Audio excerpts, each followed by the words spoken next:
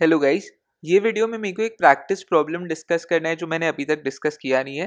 तो ये प्रॉब्लम देखते हैं। ये प्रॉब्लम को रीड करते करते मैं आपको अपने मेरे दिमाग का थॉट प्रोसेस भी बताऊंगा and this is the thought process that you also need to have. तो let's start reading the problem. Investment in stock is worth 50,50,000 when current index level equal to 1000। तो वो लोग बोल रहे हैं इन्वेस्टमेंट इन स्टॉक, तो मतलब एक स्टॉक में इन्वेस्टमेंट है विच इज वर्थ 50,50,000 और बात कर रहे हैं इंडेक्स की। तो इंडेक्स की भी बात चल रही है बट इन्वेस्टमेंट जो है वो स्टॉक में है। अब इन्वेस्टमेंट स्टॉक में ऑलरेडी हो चुका है तो मेरे दिमाग में ये आ रहा है कि we will obviously sell in the future, और if we sell in the future we will take the short futures position. अब ये आगे बात करते हैं। Index futures price equal to 1010 and each futures is 250 times the index. Index futures price equal to 1010 दिया है। तो F1 जो हम लिखते हैं हमेशा वो 1010 हो जाएगा and each futures price is 250 times the index. तो अगर एक फ्यूचर्स कॉन्ट्रैक्ट का वैल्यू फाइंड करना है तो हम लोग एक फ्यूचर्स कॉन्ट्रैक्ट का वैल्यू फाइंड कर सकते हैं कैसे। 1010 इज 1 यूनिट एंड 250 टाइम्स। तो एक फ्यूचर्स कॉन्ट्रैक्ट में 250 यूनिट्स होते हैं। वन फ्यूचर्स इज वर्थ 1010 और ऐसे 250 यूनिट्स। तो फ्यूचर्स कॉन्ट्रैक्ट का वैल्यू अगर फाइंड करना है तो ये इन्फॉर्मेशन काम आ जाएगी।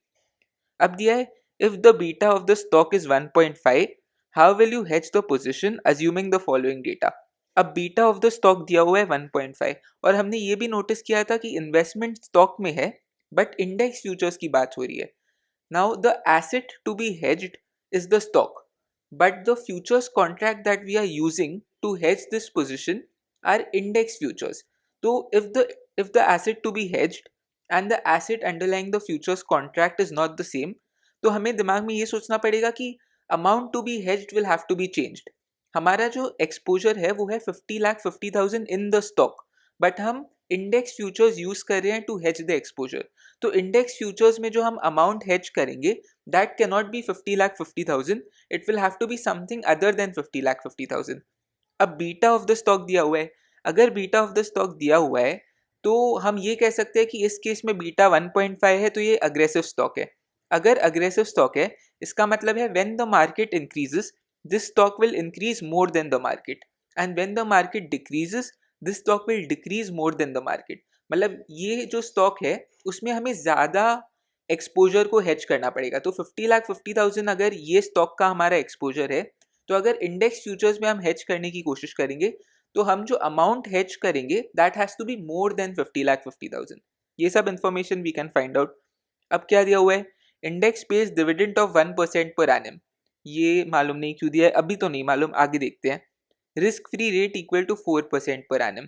तो index pays dividend and risk free rate equal to 4% per annum. Okay. After 3 months you square off the position at the time index turns out to be 900। तो अब आप ऊपर देखेंगे तो current index level equal to 1000 दिया है, तो मैं ये बोल सकता हूँ कि S1 होगा 1000 and at the time index turns out to be 900। तो when the position is squared off अगर index turns out to be 900 तो मैं बोल सकता हूँ S2 equal to 900 and futures price is 902। तो मैं ये भी बोल सकता हूँ कि F2 इक्वल टू 902 क्योंकि when we are squaring off the futures position the futures price turned out to be 902। तो F2 हो गया 902। ये सब इंफॉर्मेशन अब हमने इस प्रैक्टिस प्रॉब्लम से एक्सट्रैक्ट कर लिया। अब सॉल्व करने की कोशिश करते हैं। तो सोल्यूशन अगर देखें तो मैंने आपको बताया amount to be hedged will be more than 50,50,000 because the beta of the stock is 1.5 which means it is an aggressive stock. तो अमाउंट टू बी हेज्ड क्या होगा, 50,50,000 इंटू 1.5 विच इज 75,75,000। ये अमाउंट टू बी हेज्ड आ गया। अब value of one futures contract हमें हमेशा find करनी पड़ेगी क्योंकि हमें number of futures contract find करने हैं। इस केस में 1 यूनिट इज 1010 रुपीज। ये मैंने आपको बताया F1 is the value of 1 unit and that is 1010 rupees and one futures contract has 250 units। तो वन फ्यूचर्स कॉन्ट्रैक्ट का अगर मैं वैल्यू फाइंड करने की कोशिश करूँ तो वो होगा 1010 per unit into 250 times which is 2,52,000 rupees. तो एक फ्यूचर्स कॉन्ट्रैक्ट का वैल्यू है 2,52,000 रुपीज और अमाउंट टू बी हेज्ड है 75,75,000 रुपीज। तो number of futures contracts find कर लेंगे। नंबर ऑफ फ्यूचर्स कॉन्ट्रैक्ट्स क्या होता है, amount to be hedged divided by the value of one futures contract. तो इस केस में नंबर ऑफ फ्यूचर्स कॉन्ट्रैक्ट हो जाते हैं 75,75,000 divided by 2,52,000 which is 30 futures contract. तो 30 फ्यूचर्स कॉन्ट्रैक्ट्स लगेंगे इस पोजीशन को हेज करने के लिए। अब हम फ्यूचर्स पोजीशन की अलग से बात करेंगे और स्पॉट पोजीशन की अलग से बात करेंगे। तो फ्यूचर्स पोजीशन की बात करते हैं पहले। फ्यूचर्स पोजीशन में मैंने आपको बताया F1 इक्वल टू 1010। ये कहाँ से आया? Index futures price equal to 1010 दिया हुआ है, तो F1 equal to 1010 and futures price turns out to be 902 at the time of expiry. तो F2 हो गया 902। अब मैंने आपको ये भी बताया था कि वो शॉर्ट फ्यूचर्स पोजीशन लेगा। शॉर्ट फ्यूचर्स पोजीशन क्यों लेगा? क्योंकि he already has an investment in the stock, he will probably sell in the future, that is why he will take the short futures position. अब F1 हो गया 1010 and F2 हो गया 902। तो short hedge मैंने आपको बताया क्यों। जब भी शॉर्ट हेज लेते हैं तो हम लिखते हैं शॉर्ट एट F1, तो शॉर्ट एट 1010, और उसका ऑपोजिट पोजीशन हम लेते हैं एट F2, तो हम लिखेंगे long at F2 which is equal to 902। तो इस केस में अगर हमें प्रॉफिट कैलकुलेट करना है तो हम इसको रीड कैसे करेंगे? शॉर्ट एट F1 हम लिख सकते हैं ही अग्रीज टू सेल एट 1010, और लॉन्ग एट F2 को हम रीड करते हैं the price turned out to be 902। तो he agrees to sell at 1010, but if anyone else wants to sell they will sell at 902। तो इस केस में उसका प्रॉफिट हो गया because he is selling at a price which is more than the current market price. तो profit हो गया 108 per unit का। ये प्रॉफिट है 108 पर यूनिट। एक फ्यूचर्स कॉन्ट्रैक्ट में कितने यूनिट्स होते हैं? 250। तो एक फ्यूचर्स कॉन्ट्रैक्ट पे प्रॉफिट क्या होगा? 250 यूनिट्स इनटू 108 पर यूनिट। और ऐसे हमारे पास 30 फ्यूचर्स कॉन्ट्रैक्ट है। इसके लिए 108 per unit into 250 units which is one futures contract, and ऐसे 30 फ्यूचर्स कॉन्ट्रैक्ट है। तो 108 इंटू 250 इंटू 30 विच इज 8,10,000। 8,10,000 का उसका प्रॉफिट हो गया फ्रॉम द फ्यूचर्स पोजिशन। अब हम स्पॉट पोजीशन की बात करते हैं। तो स्पॉट पोजीशन के लिए जो डेटा दिया हुआ है वो हम देखते हैं current index level equal to 1000। ये करंट इंडेक्स लेवल है, तो मतलब ये मार्केट का लेवल है। अगर आप इंडेक्स को सोच सकते हैं निफ्टी, इंडेक्स इज निफ्टी, तो इंडेक्स का लेवल इज 1000, बट उसका एक्सपोजर आप ध्यान रखना स्टॉक में है। उसका जो 50,50,000 का पोर्टफोलियो है वो is in one particular stock, and current index level is 1000। तो हम S1 को लिख सकते हैं 1000 क्योंकि current index level equal to 1000। अब S2 को क्या लिख सकते हैं? S2 को लिख सकते हैं 900 क्योंकि at the time of square of the index turns out to be 900, तो S2 को लिख सकते हैं 900। तो क्या हम ये बोल सकते हैं क्या कि इंडेक्स ने कितना रिटर्न दिया 3 मंथ्स में?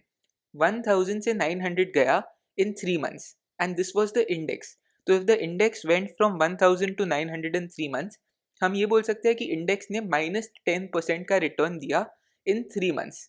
बट हमें स्टॉक के रिटर्न से मतलब है, हमें इंडेक्स के रिटर्न से कुछ मतलब नहीं है, हमें स्टॉक का रिटर्न फाइंड आउट करना पड़ेगा क्योंकि हमारा एक्सपोजर जो है 50,50,000 का, that was in the stock.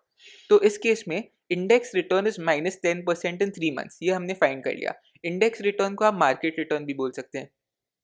But और इन्फॉर्मेशन दी हुई है कि index pays dividend of 1% per annum.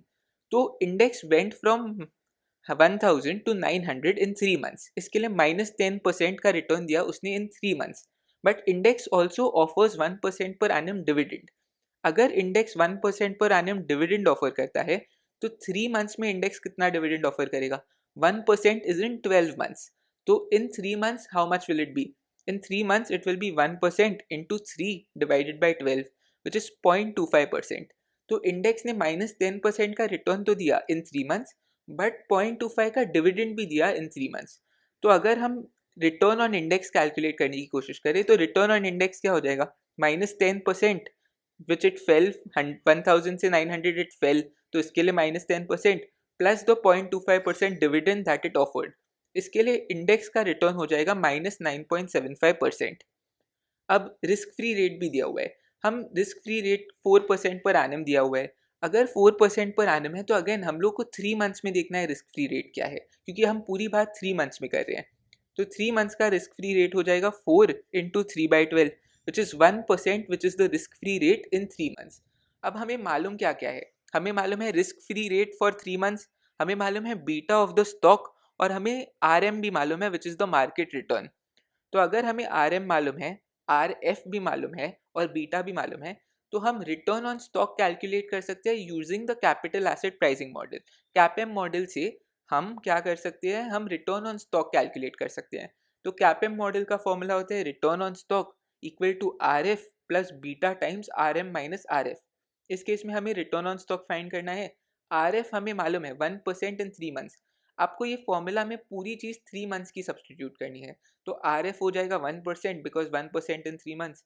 Are M हमने कैलकुलेट किया, आर एम है -9.75% और आर एफ हमें मालूम है -1। तो इस केस में रिटर्न ऑन स्टॉक हो जाएगा -15.125%। 1% plus 1.5 times -9.75 -1 which is return on stock equal to -15.125%। तो हमारा investment was worth 50,50,000 in the stock and the stock offered a return of -15.125%।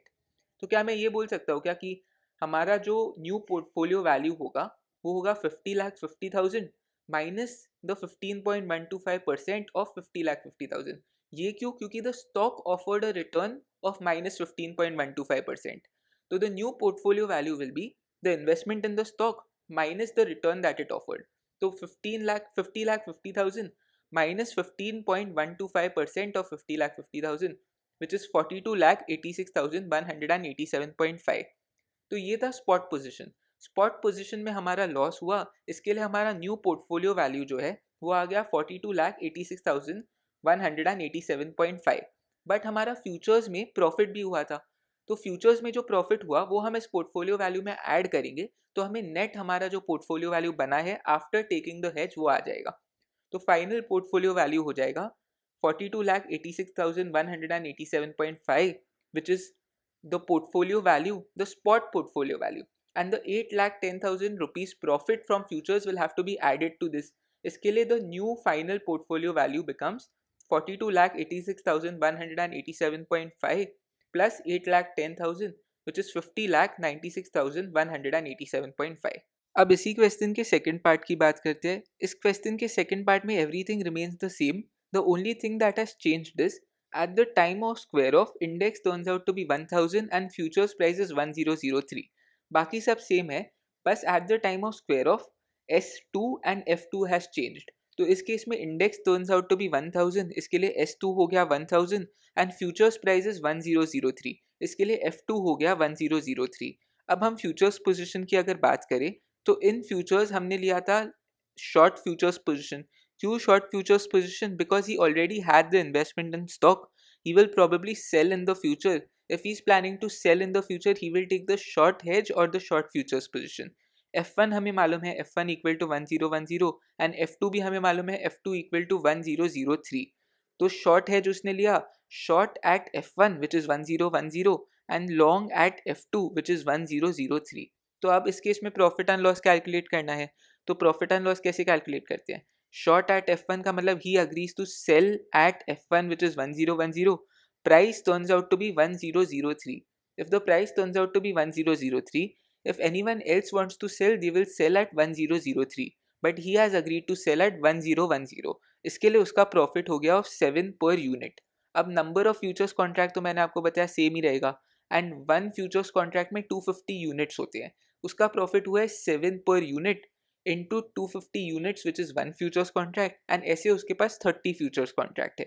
तो उसका जो प्रॉफिट हो जाएगा वो होगा 52,500 rupees from the futures position. तो फ्यूचर्स पोजीशन से हम लोग को मालूम है उसको प्रॉफिट आने वाले हैं ऑफ 52,500 रुपीज। अब स्पॉट पोजीशन की बात करते हैं। इन स्पॉट S1 जो था करेंट इंडेक्स लेवल वो था 1000 और लिखा है at the time of square off as well the index turns out to be 1000। तो S1 भी 1000 है, S2 भी 1000 है। तो इंडेक्स का रिटर्न ओवर 3 मंथ्स क्या होगा? इंडेक्स ओवर 3 मंथ्स 1000 पे था और 1000 पे ही रहा। तो हम बोल सकते हैं कि 0% रिटर्न ऑफर किया इंडेक्स ने इन 3 मंथ्स। बट ऐसा भी लिखा है कि index pays dividend of 1% per annum. अगर 1% पर एनम का डिविडेंड है तो 3 मंथ्स में डिविडेंड कितना होगा? 3 मंथ्स में डिविडेंड हो जाएगा 1% into 3/12 which is 0.25% per annum. अब 0.25% एनम का उसने डिविडेंड भी ऑफर किया है और इंडेक्स रिटर्न है 0%। तो अगर इंडेक्स रिटर्न है 0% और डिविडेंड इज ऑफर्ड इज 0.25%, तो the return on the index और the market return can be 0% plus 0.25%। Which is 0.25%। तो हमें मार्केट का रिटर्न RM या इंडेक्स का रिटर्न भी कह सकते हैं उसे, वो मालूम है। हमें रिस्क फ्री रेट भी मालूम है, risk free rate is 4% per annum. तो अगर हमें 3 मंथ्स का रिस्क फ्री रेट फाइंड करना है तो 4% into 3/12 which is 1% over 3 months. तो हमें RF मालूम है, हमें बीटा ऑफ द स्टॉक मालूम है और हमें RM भी मालूम है। तो कैपएम मॉडल से हम रिटर्न ऑन स्टॉक कैलकुलेट कर सकते हैं। रिटर्न ऑन स्टॉक क्या होगा, RF which is 1% plus beta times RM minus RF which is 1% plus 1.5 times 0.25 minus 1। तो इस केस में रिटर्न ऑन स्टॉक आता है -0.125%। अब हमारा इन्वेस्टमेंट इन स्टॉक था 50,50,000 का, स्टॉक ने रिटर्न ऑफर किया -0.125% का। तो हमारा new portfolio value from the spot position हो जाएगा 50,50,000 माइनस 0.125% ऑफ 50,50,000। तो जो न्यू पोर्टफोलियो वैल्यू आया only considering the spot position is 50,43,687.5। अब ये हमारा स्पॉट पोजीशन से पोर्टफोलियो वैल्यू आया, बट हमारा प्रॉफिट हुआ था इन द फ्यूचर्स पोजीशन। तो जो प्रॉफिट हुआ था फ्रॉम द फ्यूचर्स पोजीशन वो हमें इसमें ऐड करना पड़ेगा, because both of them are money that we are receiving. तो net net the amount that we are receiving is 50,43,687.5 plus 52,500 which is the profit from the futures position. इसके लिए हमारा जो न्यू पोर्टफोलियो वैल्यू आया वो है 50,96,187.5।